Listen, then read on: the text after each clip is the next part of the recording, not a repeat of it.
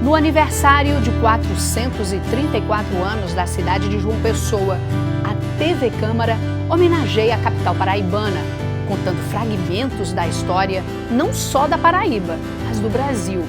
João Pessoa já nasceu com status de cidade, a terceira cidade mais antiga do país. O que vamos contar aqui tem como base as informações encontradas em documentos históricos guardados nos arquivos da Câmara Municipal de João Pessoa e que só foram descobertos em 2017 por um funcionário da Câmara. Todo o material foi examinado e avaliado por uma equipe multidisciplinar da Universidade Federal da Paraíba. E o valor histórico confirmado pelo professor, historiador e pesquisador Ângelo Emílio Pessoa. E é com ele que nós vamos conversar a partir de agora. Nós vamos conhecer um pouco desses documentos que foram encontrados aqui. Vamos lá, professor?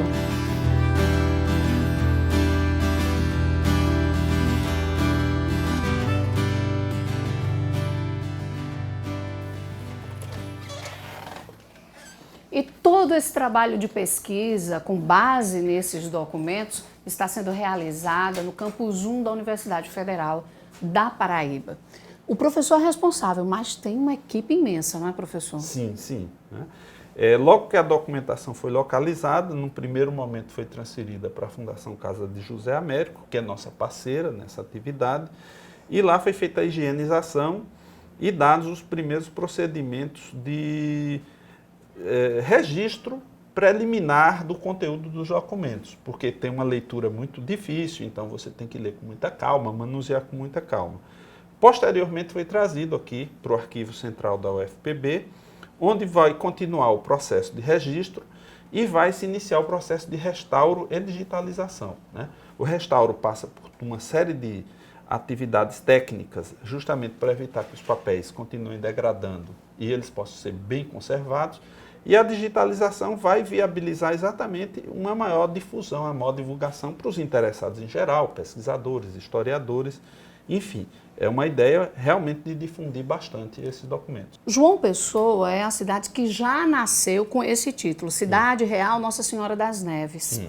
É a terceira mais antiga do nosso país. Sim. Esses documentos, eles revelam também um pouco da história do Brasil? Sim, porque nós temos nessa documentação desde questões muito amplas, né? Então veja, porque ela pega 1814 a 16, então seria aquele período do final do período colonial. 1824 a 28, é uma quantidade um pouco maior, que seria os anos imediatamente após a independência.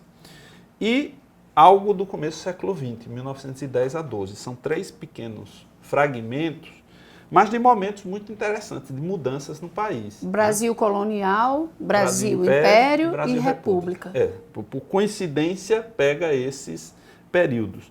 Você vai encontrar desde questões de âmbito muito geral, né, questões políticas mais gerais, por exemplo, notícias que chegam do Rio de Janeiro, de que há o aniversário do imperador e deve-se comemorar, porque é um ato político de reforço do poder do imperador, até o que a gente diria assim, brigas de bairro, né? Situações do cotidiano. Então você imagine, quer dizer, quem estiver assistindo, a gente vê um telejornal, vê as notícias internacionais, nacionais e locais. Então tem mais ou menos um pouco essa configuração nos documentos, né? A gente consegue perceber desde questões de âmbito mais amplo até questões mais localizadas. Então a gente tem aqui uma planta da cidade, de 1858. Sim. O que o senhor tem a dizer a respeito dessa planta?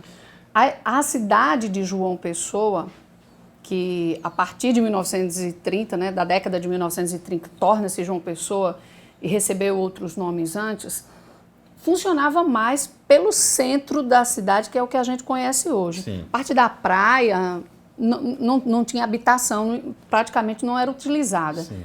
Mas a cidade no centro é o que mostra essa planta? Basicamente sim, porque em primeiro lugar, o município da Paraíba ele é muito vasto, né? Englobaria Cabedelo, englobaria Lucena, Santa Rita, Bahia, que hoje em dia são municípios Então, separados. a Paraíba era toda a área metropolitana que nós conhecemos hoje. Sim, sim. Ela englobava um grande município que ele foi havendo as emancipações municipais. A partir, você tinha, digamos assim, povoados ou distritos isolados que foram dando origem a outros municípios. E vai se chegando ao que é hoje em dia o município de João Pessoa, né? Você tinha, por exemplo, por os lados do Tambaú, para os lados da Penha, ou saindo para o lado de Cruz das Armas, pequenas localizações, digamos, de habitações esparsas. Tambaú, sabe-se que tinha lá espaço para pescadores, então havia uma primitiva ocupação de pescadores e uma coisa muito restrita. Mas as famílias ricas não moravam nessa região? Não se morava em praia nesse momento, né? A praia era considerada um ambiente insalubre, um ambiente realmente inadequado. A vida urbana, se a gente pode dizer assim, que está representada nessa planta, essa planta é uma reprodução, né, enfim, de uma planta realizada em 1858 por um engenheiro chamado Alfredo de Barros e Vasconcelos, e ele fez a mando do então presidente da província, Henrique de Beaurepaire-Juan, que dá o nome a uma das nossas principais avenidas. Então, Beaurepaire-Juan vem governar a província da Paraíba e ele tinha umas pretensões urbanísticas ousadas lá para a época. Ele manda o engenheiro fazer esse levantamento exatamente visando essas intervenções urbanas. Grosso modo, aqui estaria o Porto do Capim, né, região inicial aqui da cidade, onde teria se dado a fundação, essa colina aqui onde haveria a igreja de São Frei Pedro Gonçalves, então essa parte mais inicial mesmo da cidade. Essa via aqui, grande na parte baixa da cidade, seria a atual Maciel Pinheiro, que era conhecido como Rua das Convertidas, né? Nós tínhamos algumas ladeiras de subida, sendo essa aqui a Rua do Carro, que é a Rua da Areia, né? Se a gente nota essa pequena mancha, ela significaria o aclive, né, para a parte alta da cidade, né? Então, nós temos aqui uma parte mais baixa, aqui uma parte mais alta, né? Olhando bem por hoje, a gente teria do Porto do Capim as proximidades do cemitério Senhor da Boa Sentença. E aqui seria a Rua da República, subindo a Ponte do Sanhauá. Nessa localização da igreja de Bom Jesus, nós teríamos a igreja de Lourdes. Então, aqui já está saindo da cidade para ir para o lado das trincheiras. Você nota que já vai rareando as construções, né? Aqui onde está não representado seria uma área não urbanizada que corresponde à Lagoa do Parque Solano de Lucena, né? Essa área última de cá seria o bairro de Itambiá, que estava se originando, né?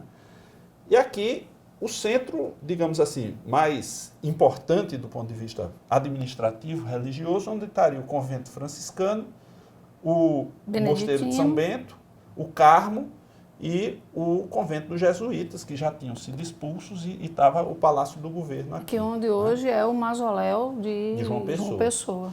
A Santa Casa Misericórdia, então essa seria aqui a parte mais, digamos, nobre ou mais imponente da cidade, e aqui uma área comercial, uma área de trabalho, a área portuária. Professor, com base nesse documento, eu queria lhe fazer uma proposta. Sim. A gente sai daqui da universidade, do campus da UFPB, e vamos a alguns pontos da cidade para a gente mostrar os locais como estão hoje, e aí o senhor revela essas curiosidades que foram descobertas a partir desses documentos. Com certeza. Pode ser assim? Ok, combinado. Então você é o nosso convidado.